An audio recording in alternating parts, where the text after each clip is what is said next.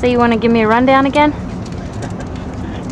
Go ahead with your questions. That worked better. Okay, well, tell me a little bit about your tent. Yeah, I did my piece on Billie Holiday's stay on what was then Welfare Island, because very, very few people know that she was actually incarcerated here. She was 15 years old when she first came to New York. She was a prostitute, and she wasn't actually arrested for prostitution, but she was turned in by an angry customer, we'll say. Anyway, she was 15 years old, so she wasn't Billie Holiday as we know her today, but she wasn't even really a singer yet. But anyway, she was incarcerated here for 4 months and stayed in the women's workhouse.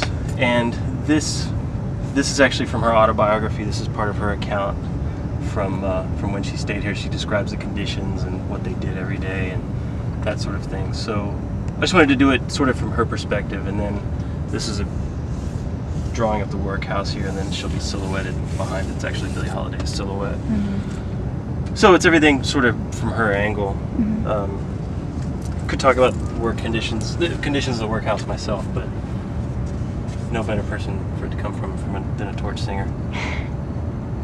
So when you chose Billie Holiday, like, why did you choose Billie Holiday? Was it because it was a random known fact and this is on Roosevelt Island and all that, or was it you're a fanatical Billie Holiday? No, I'm not a fanatical. I mean, I'm a fanatical music fan, and I'm a fan of music history, so that's part of it. But it was more because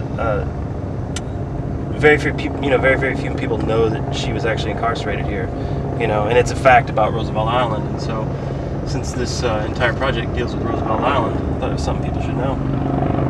And can you tell me a little bit about the materials?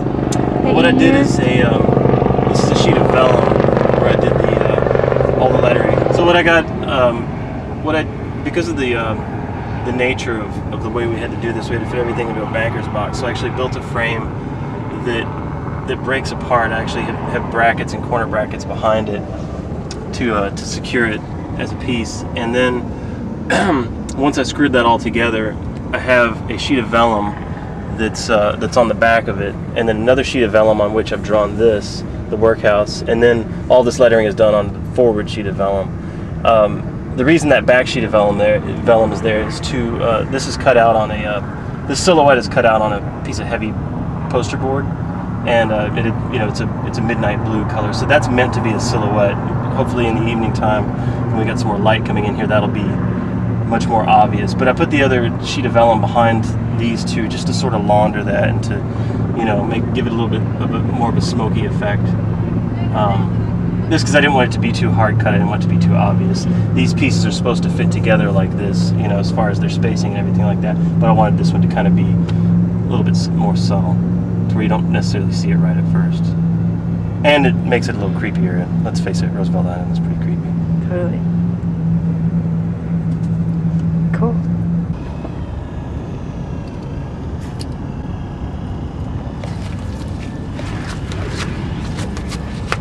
Wow.